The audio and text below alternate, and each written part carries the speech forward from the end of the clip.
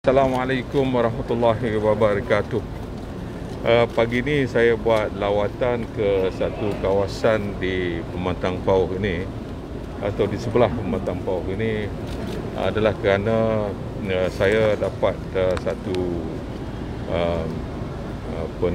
laporan ataupun daripada masyarakat di sini yang mengatakan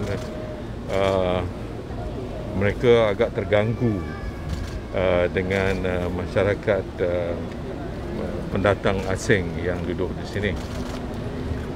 Saya nak memastikan apa yang sebenarnya komplain ataupun masalah yang timbul apabila pendatang orang asing ni datang dan berduduk di campur kaul dengan masyarakat di sini. Kerana polisi untuk kita menentukan masa depan harus kita lihat dari segi segala masalah yang ada di lapangan.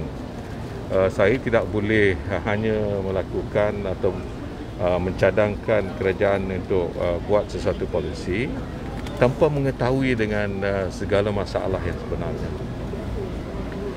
Apabila kita di sana tadi, mereka mengatakan masalahnya adalah kerana asalnya mereka datang 4-5 orang, 4-5 unit yang mereka sewa.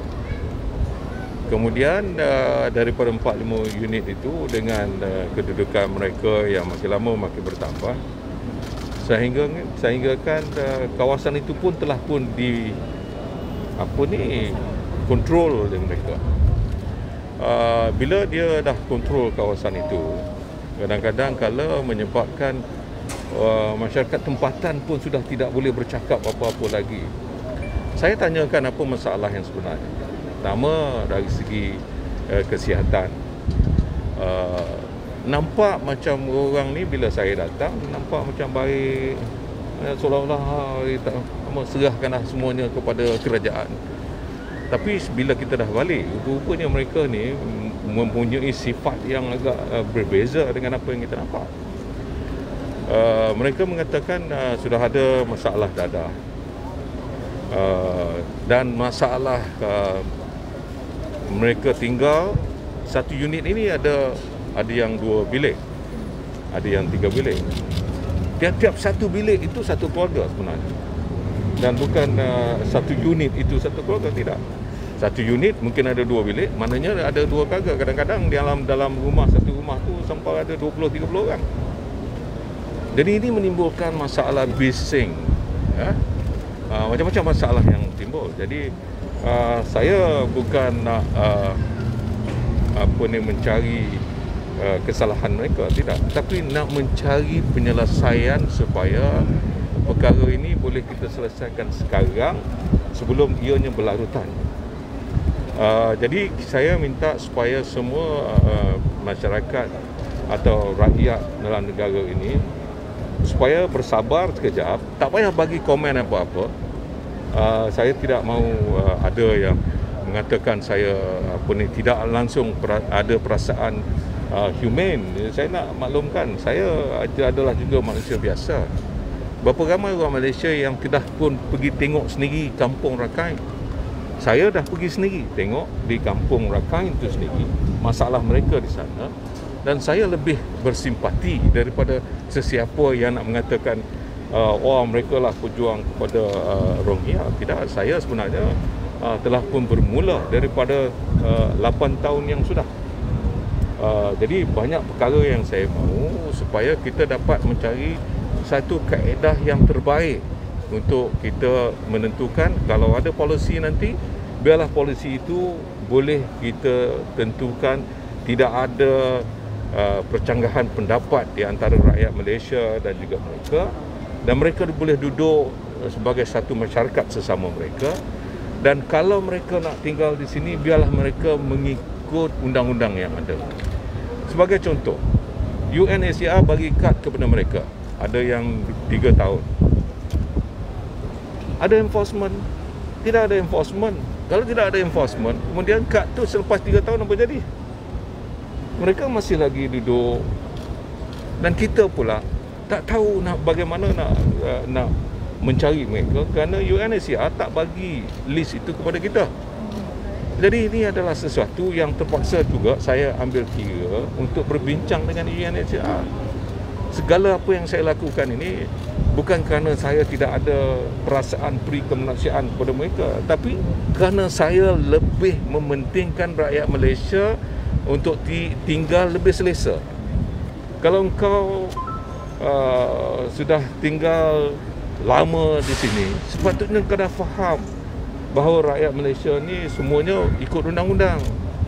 Jadi kalau dah ada undang-undang, sepatutnya mereka faham segala apa yang kita lakukan adalah untuk memastikan sama ada warga Malaysia atau bukan warga Malaysia memahami tanggungjawab masing-masing, dan saya sebagai menteri yang menjaga keselamatan harus juga mempunyai satu perancangan masa depan untuk semua orang hidup dalam keadaan aman dan sejahtera. Okey, terima kasih. So, apa rancangan untuk mereka ni?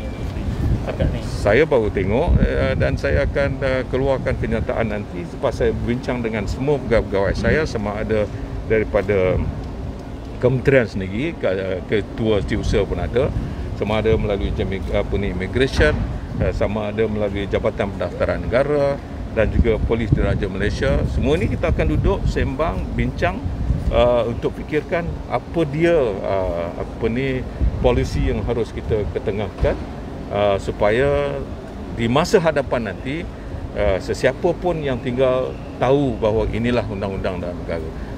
Dia tak boleh berkasar dengan rakyat Malaysia mengatakan engkau boleh buat apa, aku dah ada kad UNHCR. I'm telling you, you cannot come up with that kind of statement kerana itu adalah menunjukkan kau angkuh, seolah-olah apa undang-undang dalam negara ini langsung tidak boleh terpakai terhadap diri kau sendiri. Itu komplain yang mereka berikan, rakyat Malaysia yang berikan kepada saya. InsyaAllah semua itu akan kita perhalusi dan akan kita umumkan daripada masa ke masa. Okay? Yep. Refugee camp something that is being considered? Yeah, that's also partly one of the suggestions given by them to us, but I'm not so sure what kind of refugee camp, because when we talk about that, we need to look at the reality, tempatnya, location, dari segi infrastructure, semua itu akan diambil kira sebelum kita mengumumkan sesuatu polisi. Right. The UNHCR did mention that they are willing to share their list with you. That's good. Provided that you don't take action against them, against the card holders. If you give us any conditional, is actually you're not sincere about this. Okay.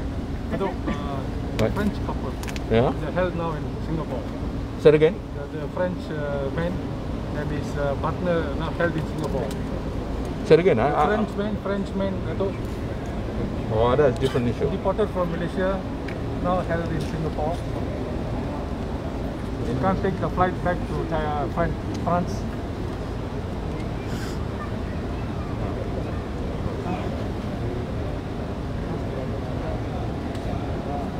Itu urusan negara Perancis, dan I think segala apa yang maklumat yang diperlukan, you can ask the embassy what's going on. Right, thank you. Datuk Seri, semalam berkenaan dengan pendaftaran rela secara tidak sedar oleh rakyat negara ni. Jadi mungkin ada Yalah, saya dah pun maklumkan malam tadi kepada ketua pengarah rela supaya melihat semula dari segi registration sesiapa yang nak berdaftar dengan rela ini. Kerana segala ini berlaku kadang-kadang kala kerana maklum sajalah bantuan banyak kita berikan. Jadi masing-masing take opportunity. Kata kawasan saya banyak ni macam-macam lah. Jadi semua tu akan kita perhalusi untuk nak menentukan next time. It is not that easy to register anyone in this country. Okay. tak berlaku penyelewengan data. Tak apalah, kita akan suruh, saya malam tadi suruh dia buat. So dalam sehari dua ni they will come back and give the report to me. Right. Thank you, Datuk Seri. Right. Terima kasih. Boleh lalu.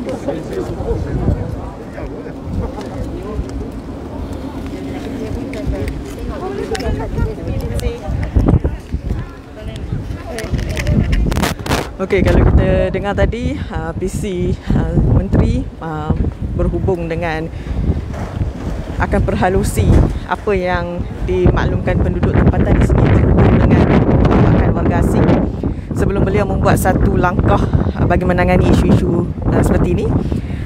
Selain itu, beliau juga meminta penduduk agar terus menyampaikan maklumat atau aduan kepada pihak berkuasa agar langkah baru dapat dibuat. Okey, setakat sini saja live Malaysia Gazette. Kalau kita tengok hujan pun dah start turun kat sini.